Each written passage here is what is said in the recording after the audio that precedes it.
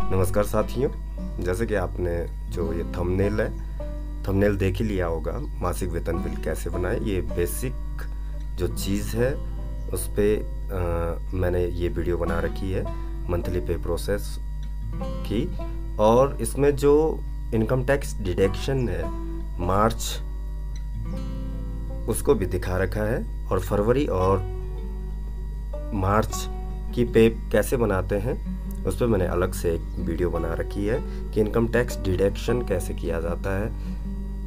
तो उसके बाद बहुत सारी जगह पे क्या होता है कि जब पे प्रोसेस हो जाती है तो कोषागार से बहुत बार पे क्या हो जाती है, वो रिटर्न कर देते हैं। कुछ आपत्तियां होती हैं, तो इसमें वीडियो में आपको पूरा दिखाया जाएगा कुछ कैसी आपत्तियां आती हैं, उनका निराकरण, सब चीज़ वीडियो में दिखाया जाएगा।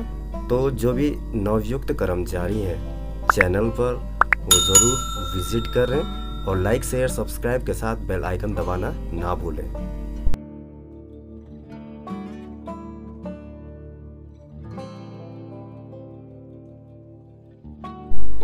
इसके लिए सबसे पहले आपको जो एफएमएस की ऑफिशियल वेबसाइट है साथियों, आपको वो लॉगिन करना है। और अब क्या होता है कि ईमेल आईडी और आपके मोबाइल नंबर पे जो ओटीपी आएगा उसके लॉगिन कर देना। सबसे पहले आपको क्या करना है, ऑपरेटर से प्रोसेस कर देना है। इसको प्रोसेस कर देने के बाद आपके सामने इस तरह का इंटरफेस नज़र आ जाएगा।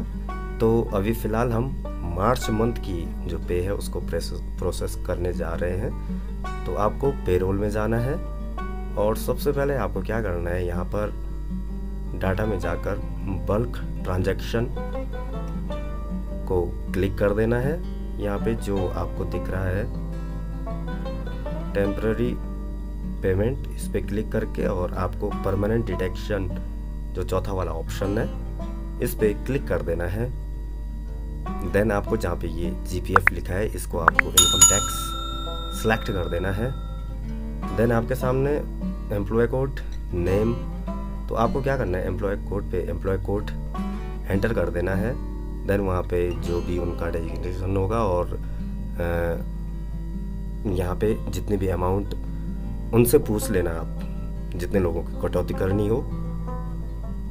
तो इस तरह से आप सबकी कटौती पूछकर कर लेना।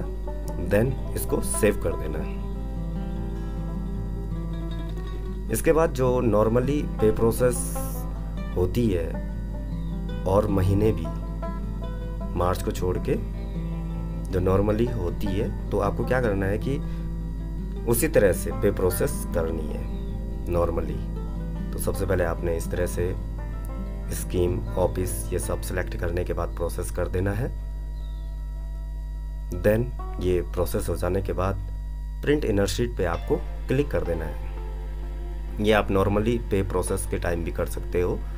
तो सबसे पहले आपको क्या करना है कि जो इनर शीट है उसकी पीडीएफ आपको डाउनलोड करनी है और जो उसमें ग्रॉस अमाउंट, नेट अमाउंट जो भी होता है उसकी क्या करना है आपको, जो हमारे पास आहरण वितरण अधिकारी वाला जो जिसको हमें अपलोड करना होता है उसको हमने अपलोड कर देना है। देन हमें अप्रूवल पे जाना है उसको अप्रूव करने के बाद। तो 20 मिनट के बाद हमें क्या करना है, यहाँ पर ये सिलेक्ट कर देना है व्यू चेंज स्टेटमेंट पे आपको क्लिक कर देने के बाद जो इनर शीट है वो इस तरह से दिखेगी। तो ये सबसे पहले आपको ऑपरेटर से अप्रूव कर देना है। इस तरह से ये अप्रूव हो जाएगा। तो रिमार्क डालना है आपको। देन इसको यहाँ पे आप ओके लिख सकते हैं या तो अप्रूव्ड आप इसको लिख दें। देन इसको अप्रूव कर दें। कोई गलती हो तो आपको सुपरवाइज़र से इसको बैक कर सकते हैं आप इसको। अब इसके बाद आपको स्विच रोल करना है। ऑपरेटर के बाद जिस तरह से आपने ऑपरेटर में इसको चेंज स्टेटमेंट को अप्रूव किया है उसी तरह से आप सुपरवाइज़र में इसको प्रोसेस कर देंगे। यहाँ से भी आपको अप्रूवल में जाना है। अप्रूवल में जाने के बाद आपको चेंज स्टेटमेंट में क्लिक कर देना है और जिस तरह से आपने ऑपरेटर में प्रोसेस किया था उसी तरह से यहाँ पे दिखेगा आपको व्यू चेंज स्टेटमेंट, और इसको भी आपको क्या कर देना है, अप्रूव कर देना है। एक बार देख लें तो ये यहाँ से भी अप्रूव हो चुका है। देन आपको क्या करना है, स्विच रोल करना है। पहले ई साइन नहीं होता था, लेकिन अब ई साइन इसमें ऐड कर दिया गया है, तो ये ऑफिसर से होगा। ऑफिसर से आपको प्रोसेस कर देना है। देन आपने ऑपरेटर सुपरवाइजर में जैसा किया था वैसे ही आपने ऑफिसर की आईडी से चेंज स्टेटमेंट में क्लिक कर देना है। क्लिक कर देने के बाद आपके सामने इस तरह का इंटरफेस नज़र आ जाएगा जैसे पहले आया था, व्यू चेंज स्टेटमेंट, लेकिन यहाँ पे थोड़ा हटके होगा लास्ट में। तो यहाँ पे इस तरह का इंटरफेस आपके सामने नज़र आ जाएगा। आप स्क्रॉल करें तो यहाँ पे आप ओके करने के बाद प्रोसेस टू ई साइन, ये जो नया ऑप्शन ऐड हो चुका है अब, तो यहाँ पे क्या करना है, एम्प्लॉय कोड जो भी आपके आहार वितरण अधिकारी होंगे उनके मोबाइल पर OTP जाएगा। तो एक बार आप यहाँ पे आधार नंबर फीड कर दें। देन आधार OTP के बाद यहाँ पर आपको OTP डाल देना है। देन आप इसको सबमिट कर दें। सबमिट कर देने के बाद ये थोड़ी देर इस तरह से चलेगा। तो अब यहाँ पर क्या है, ये change statement approval DDO officer से हो चुका है। अब यहाँ पर एक चीज़ है कि आपत्ति कहाँ पर आती है।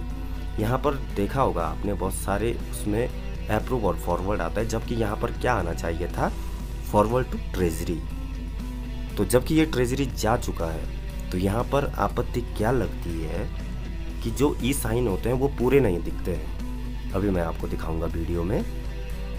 तो आपने जैसे इसको अप्रूव कर दिया तो ये तो पहुँच तो जाएगा, लेकिन इस पे ई साइन नहीं दिखेंगे ट्रेजरी वालों को, तो वो बैक मार देंगे। तो मैं आपको दिखा देता हूँ। तो आपको अगर सैलरी चेक करनी है तो आपको क्या करना है, पेरोल में जाना है, रिपोर्ट में आपने सेलेक्ट किया, देन जो सैलरी लिस्ट है यहाँ पे आपने सेलेक्ट कर देना है। देन तो ये लिखा है यहाँ पर पेंडिंग विद ट्रेजरी ऑपरेटर, तो ये ट्रेजरी ऑपरेटर के पास तो पहुँच चुका है। तो किस हिसाब से पहुँच चुका है ये, तो आपको क्या दिखेगा यहाँ पर, आपको ई साइन दिखाता हूँ मैं। ये ई साइन कंप्लीट ना होने के कारण वो बैक मार देंगे। तो आपको क्या करना है, डाटा सेंटर कॉल कर देनी है और ये आपत्ति का निराकरण डाटा सेंटर ही से होगा। धन्यवाद।